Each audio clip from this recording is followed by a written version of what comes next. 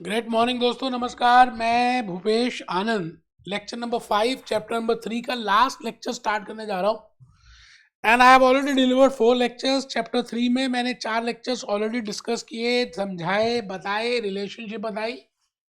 ये जो last lecture है, अगर मैं नहीं भी लेता तो चल जाता, लेकिन मुझे लगा कि मुझे लेना चाहिए, because in this I will be discussing about AMFI, very important for your examination. Association of mutual fund of India, AMC, asset management company ने अपनी एसोसिएशन बनाई है। 45 म्यूचुअल फंड्स ने अपनी एक एसोसिएशन बनाई है। क्यों बनाई है, कैसे बनाई है, आइए हम सब उस बात को डिस्कस करेंगे। But very important for your examination, आपके पेपर में बार बार इसके ऊपर क्वेश्चन पूछ रहे हैं, इस टॉपिक के ऊपर जो मैं अभी बताने जा रहा हूं। This learning objective is very important. तो थोड़ा सा लिखना, ज्यादा कुछ है नहीं। ग्रेट मॉर्निंग लिखिए, एनआईएसएम लिखिए, म्यूचुअल फंड 5A सीरीज लिखिए, लेक्चर 5 लिखिए, चैप्टर 3 लिखिए। स्ट्रक्चर हम कर रहे हैं इस समय, legal structure of a mutual fund. Last lecture है, बस इसके बाद कहानी खत्म हो जाएगी, कहानी कंप्लीट। आइए, मैं भूपेश आनंद आज आपके सामने बड़ी प्यारी प्यारी सी बातें रखूंगा। And I want to tell you that what is the role और why the AMFI is important. What is the role, what is the purpose. मतलब हम कोई एक ऑर्गेनाइजेशन बनाते हैं तो उसका रोल क्या होगा, उसका पर्पस क्या होगा, उसका नाम क्या होगा, ये आई थिंक हमें सब पता होना चाहिए। तो इसी तरह से म्यूचुअल फंड डिस्ट्रीब्यूटर का एग्जामिनेशन हम देने जा रहे हैं। बेटे, एनआईएसएम से तो आप पेपर देंगे, आप एनआईएसएम से आपको एआरएन का आपको रजिस्ट्रेशन नंबर नहीं मिलेगा। उसके लिए आपको लाइसेंस तो कहां से लेना पड़ेगा, एमफी से लेना पड़ेगा। पेपर क्लियर करने के लिए हम एनआईएसएम के उन 25 मॉड्यूल्स में से एक मॉड्यूल 5A सीरीज कर रहे हैं। पेपर यहां से क्लियर कीजिए, but in order to get that licence, paper clear हुआ दिखाइए और लाइसेंस ये देंगे, एमफी रजिस्ट्रेशन नंबर। एआरएन का मतलब है एमफी रजिस्ट्रेशन नंबर। तो हुआ क्या कि 45 म्यूचुअल फंड ने एक साथ अपनी एक सेपरेट एसोसिएशन बना दी, झुंड बना लिया। ऐसा होता है ना कि हम झुंड बना लेते हैं, जैसे भारतीय जनता पार्टी एक झुंड बन गई, कांग्रेस एक झुंड बन गई, आम आदमी पार्टी एक झुंड बन गई। सिमिलरली म्यूचुअल फंड ने सबने क्या किया, एक एक झुंड बना लिया और उसका एक नाम रख दिया mfindia.com. अब now the point is, what is the main purpose of mfindia.com? Why we have initiated with mfindia.com, और what are the activities which they will be doing? आज का लेक्चर बस उसी के ऊपर आधारित है, ज्यादा कुछ मुश्किल है नहीं। आप अभी तक कमर सीधी करके नहीं बैठे तो दोस्तों बैठ जाएं, क्योंकि बड़ा इंपॉर्टेंट मैंने बताना है आपके सामने। मैं रोल ऑफ फंक्शंस की बात करूंगा, एमफी की। देखिए, मैंने आपके एनआईएसएम का मटेरियल भी ओपन कर दिया, role and functions of AMFI. आप बस 5 मिनट मेरी कहानी, मेरा लॉजिक, मेरी बातों को सुनेंगे तो आप इजीली रिलेट कर पाएंगे कि what should be the role of MFI, what should be the functions of MFI, what is the purpose of MFI, what is the meaning of MFI। आपको सब समझ आ जाएगा और अब मैं वेबसाइट पे लेके जाऊंगा तो लॉजिकली आपको लॉजिकली पता चलने लग जाएगा। दोस्तों, मैं भूपेश आनंद आपसे रिक्वेस्ट करता हूं कि कमर सीधी करके बैठेंगे, लैपटॉप में पढ़ेंगे। आप देखिए, यहाँ पे इन्होंने बड़ा कुछ बताया, एमफी दिस दिस दिस। ये देखिए, association AMFI is the association of asset management companies. वो कहता है कि जो एसेट मैनेजमेंट कंपनीज होती है, now we are aware of what I mean by asset management company. Sponsor, trustee, trust, AMC. AMC 45 mutual fund की इकट्ठी होकर एक एसोसिएशन बनाती है, उसका नाम है association of mutual fund of India, AMFI. तो उन्होंने कहा जी ये काम करेंगे। आप ये बताइए ना कि आपने सचिन तेंदुलकर की एडवर्टाइजमेंट देखी होगी म्यूचुअल फंड को लेकर। बेटे, वो एमफी वाले लेकर आ रहे हैं, एसबी वाले नहीं ला रहे, पीएनबी वाले नहीं लेके आ रहे, एक्सिस बैंक वाले। Because in order to promote the awareness. आपको क्या लगता है यार, इस दुनिया में, हमारे इंडिया में 140 करोड़ की पॉपुलेशन है, पूरे वर्ल्ड में सबसे टॉप नंबर 1 है पॉपुलेशन में। और अगर आप इन्वेस्टमेंट के पॉइंट से देखें, और वो भी इन्वेस्टमेंट अगर आप म्यूचुअल फंड में देखें, तो बेटे 5% लोग भी म्यूचुअल फंड में इन्वेस्ट नहीं कर रहे। It means there is a huge gap between what should be have done and what is actually there. इस गैप को, ब्रिज को खत्म करने के लिए, कई लोगों को पता भी नहीं है म्यूचुअल फंड होते क्या है, तो उस म्यूचुअल फंड की अवेयरनेस के लिए एमफी कहता है हमने जिम्मा लिया है, हम बताएंगे कि इसकी अवेयरनेस कैसे होनी है। दूसरी बात, अब ये जितने म्यूचुअल फंड्स हैं, इनके जितने ट्रस्टीज हैं, इनके जितने एएमसीज हैं, इनके जितने डिस्ट्रीब्यूटर्स हैं, अगर हम इनको एथिक्स नहीं देंगे, अगर हम इनको धर्म की बातें नहीं बताएंगे, if we don't give the rules and regulations to these distributors, to these trustees, to these AMCs, ultimately they will do their own task and ultimately there will be lack of trust. विश्वास कम हो जाएगा investors का market में, mutual funds में। अच्छा, जब अब विश्वास कम हो जाता है तो लोग इन्वेस्ट कम करेंगे। अच्छा, जब इन्वेस्ट कम करेंगे तो कैपिटलाइजेशन कम होगी। अच्छा, जब कैपिटलाइजेशन कम होगी तो अल्टीमेटली वो इकोनॉमी ग्रो ही नहीं करेगी। ज्यादा नोट करेंसी प्रिंट करके थोड़ी ग्रो हम करेंगे बेटे। it should be reinvested again, it should be reinvested, it should have a capital formation effect. You getting the point? So my dear friends, मैं आज के इस लेक्चर के थ्रू ये बताने वाला हूं कि एमफी का क्या रोल है। देखिए जी, एमफी बड़े पापा जैसे काम करेगा। अच्छा, AMFI is not a regulator, ये पेपरों में बार बार पूछते हैं। SEBI is a regulator.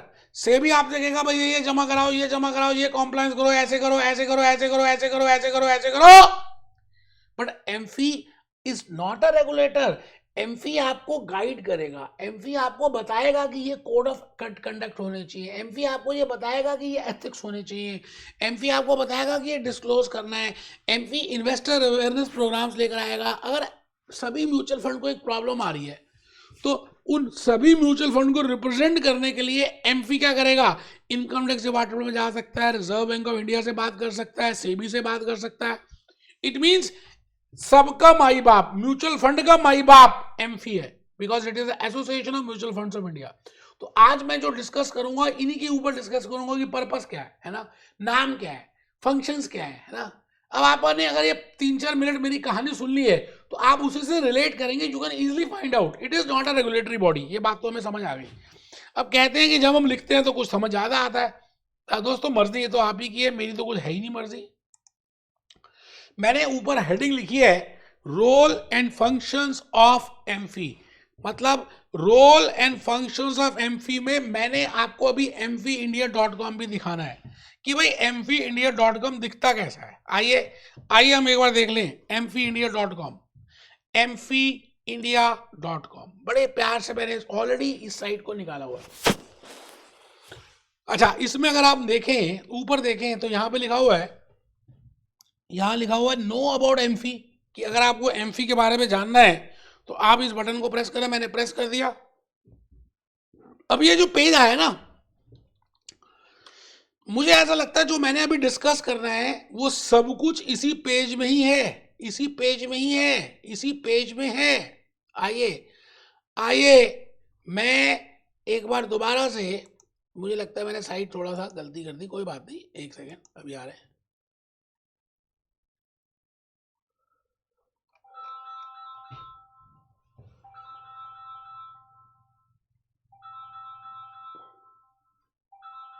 एक बार देखते हैं जी। ये मैं आपके सामने एमफी की बातें कर रहा हूँ।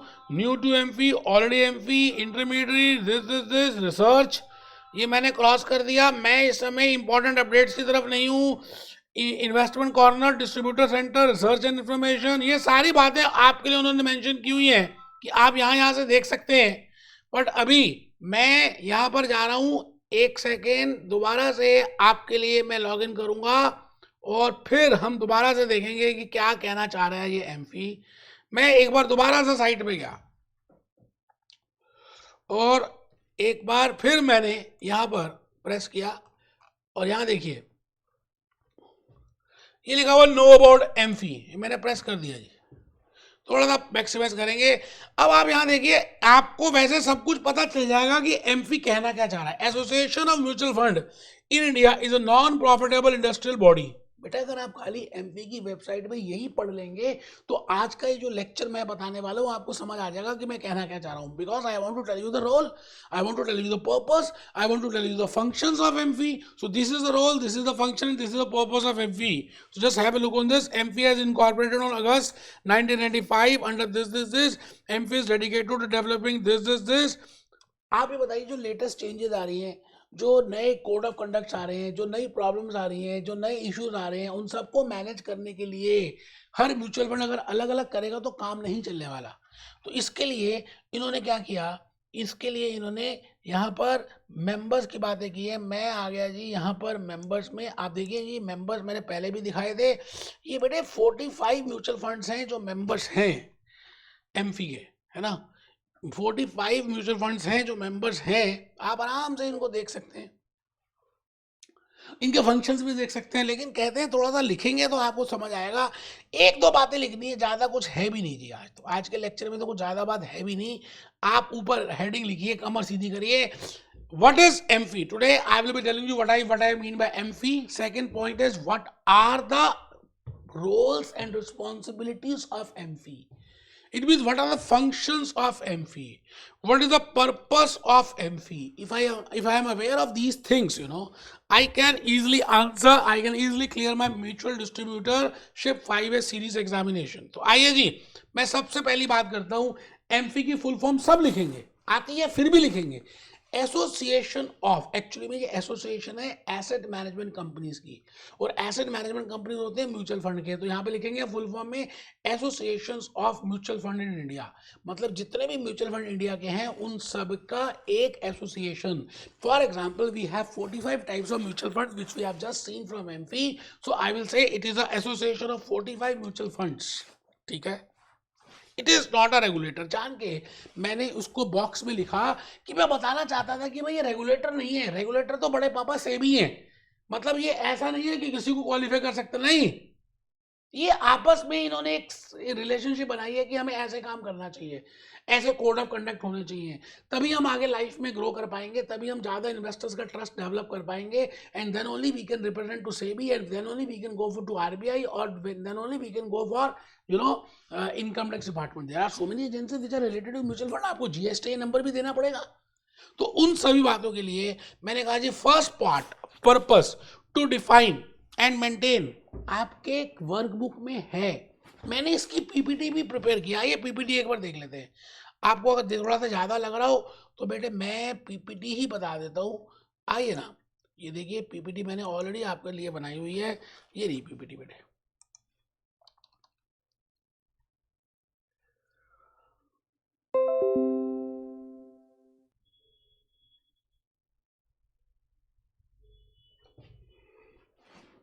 मैं कहता हूँ फिर भी थोड़ा सा लिख लें, पीपीटी तो हम देखेंगे ही, 1 मिनट के लिए लिख लेंगे तो ज़्यादा अच्छा रहेगा दोस्तों। आइए फर्स्ट पार्ट लिख रहे हैं, to define and maintain high professional ethical standards in areas of operations of mutual fund industry. पहला काम, पहला पर्पस म्यूचुअल फंड का है कि भाई म्यूचुअल फंड इंडस्ट्री में high professional and ethical standards को प्रिपेयर करें, धर्म की बातें करें, ऐसी स्टैंडर्ड्स बनाएं जिससे सबका भला हो और इन्वेस्टर्स का ट्रस्ट डेवलप हो जाए। Because we have to see the role of investors, they play a very important role. Investors नहीं है तो म्यूचुअल फंड ही नहीं है, एसोसिएशन तो बात की बात है। तो फर्स्ट पार्ट आप सब लिख रहे हैं, to define, to define, to define, to define, to define, to define and लिखे जी, to define and maintain, to define and maintain, to define and maintain high professional and ethical standards in areas of operations of mutual fund. Second, मतलब आपको standards बनानी है। कौन बनाएगा? सेबी नहीं बनाएगा। सेबी तो बनाएगा जो बनाएगा, लेकिन इन्होंने खुद भी एक अपनी तरफ से एक स्टार्टिंग किया कि भाई ये हमें करना चाहिए। ठीक है sir. To recommend and promote best business practices, मतलब आप ये नहीं कर सकते, आप एडवर्टाइजमेंट नहीं कर सकते, आप गलत नहीं कर सकते, आप प्रमोट नहीं कर सकते, आप ऐसे नहीं कर सकते, आपको सेबी की फाइल फॉलो करनी है। It means you have to promote, you have to follow best business practices. To recommend code of conduct to be followed. अब जो कोड ऑफ कंडक्ट हम बनाएंगे, जो नियम बनाएंगे, वो ट्रस्टीज को भी एप्लीकेबल होंगे, म्यूचुअल फंड डिस्ट्रीब्यूटर्स को भी एप्लीकेबल होंगे, एएमसीज को भी एप्लीकेबल होंगे। एमफी बना रहा है सबके लिए, हम सबके लिए। जैसे एक फैमिली में, एक जॉइंट फैमिली में ग्रैंड फादर, ग्रैंड पेरेंट क्या करते हैं, एक रूल्स बनाते हैं कि भाई ये करना है, ये नहीं करना, तो that is applicable to father, बड़े पापा, बड़ी मम्मी, फादर, मदर, सन, ब्रदर, सबको एप्लीकेबल होता है।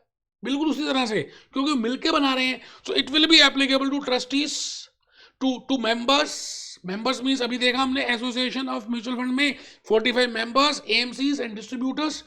आप डिस्ट्रीब्यूटर बनने वाले हैं, आपके लिए भी एमफी की जो रूल्स, जो कोड ऑफ कंडक्ट है वो एप्लीकेबल होंगी and you have to follow that. Otherwise आपका लाइसेंस वो ले सकते हैं। Next is to deal with. अब आप ये बताइए, सेबी के साथ कुछ कॉमन मैटर लेके जाना है, एसबीआई वाला अकेले अलग जा रहा है, एचडीएफसी वाले म्यूचुअल फंड वाले अलग जा रहे हैं, एक्सिस वाले अलग जा रहे हैं, तो आई थिंक एक ये म्यूचुअल फंड अपनी बात को रखने में they will not be able to represent themself. So instead of that all these 45 people go together, or all these 45 people are being represented by an association. Now this association will go to income tax department, to SEBI or to Reserve Bank of India. तो ज्यादा से होगी, ज्यादा बात होगी mutual fund industry के लिए, इसलिए एमफी का ये रोल है, ये फंक्शन है। आपको ये याद करना ही नहीं है, आपको लॉजिकली जब मैंने आपको अभी समझाया वो अगर आप रिलेट करेंगे तो हो जाएगा। Next to conduct investment awareness programmes. As I have just told you कि हमारी इंडिया में पॉपुलेशन अगर आप देखें तो टॉप पे जा रही है पूरे वर्ल्ड की, तो उनकी अवेयरनेस को बनाना, उस अवेयरनेस को प्रिपेयर करना, बेटे that is very important task. और वो अवेयरनेस के लिए एसबीआई जो करेगा वो करेगा, है ना, एचडीएफसी वाले जो करेंगे वो करेंगे, एक्सिस वाले जो करेंगे, वो सब जो करेंगे, बट आपका as a association of mutual fund आप इन्वेस्टमेंट अवेयरनेस प्रोग्राम लेकर आ रहे हैं और सबको बता रहे हैं कि mutual fund is the best investment, directly don't go in the stock exchange, directly invest through mutual funds, awareness लेकर आना, because there are only 5% people who are just investing in mutual fund. और बेटे किसी भी country की growth develop ही नहीं होती, depend ही नहीं होती अगर आप इन्वेस्ट ना करें। To promote mutual funds, to give licence to AMFI distributors, जैसे आप अभी एनआईएसएम का पेपर क्लियर करेंगे, है ना, तो वो आप सर्टिफिकेट दिखाएंगे एमफी को, एमफी आपको एआरएन नंबर देगा, that is AMFI registration number. उस नंबर को आप जब लिखेंगे तो आपको कमीशन मिलेगी, because you have received that licence. तो वो लाइसेंस देना, डिस्ट्रीब्यूटर्स को रेगुलेट करना, डिस्ट्रीब्यूटर्स को बताना, and to protect the interest of the investors. आप ये बताइए, कई बार क्या होता है, मार्केट एकदम गिर जाती है, अभी यूनिकॉर्न गिर गया था, उससे पहले येस बैंक गिर गया था।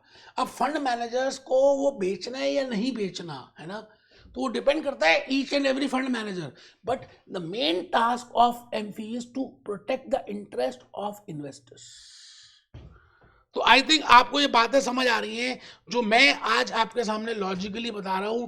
आप देखिए ना, आप देखिए, ये मैंने आपके लिए एक बार दोबारा से वर्कबुक ओपन कर दी। टू इंटरैक्ट, मैं सेकंड पढ़ रहा हूं, टू इंटरैक्ट विद सेबी, ये तो बात कर ही चुके हैं। टू इंटरैक्ट विद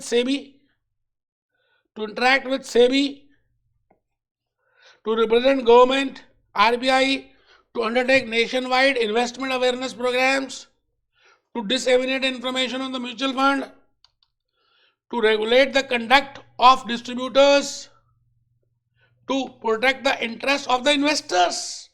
क्योंकि अगर इन्वेस्टर्स ही नहीं है तो कुछ भी नहीं है यार, पैसा ही नहीं आएगा। पैसा कौन दे रहा है? इन्वेस्टर दे रहे हैं, मिडलमैन दे रहे हैं, पब्लिक दे रही है। If they are not there तो we have to see their interest, कि कहीं उनके बेचारे का जो मिडलमैन है उनका इंटरेस्ट लूज ना हो। So these are, I think you have got an idea.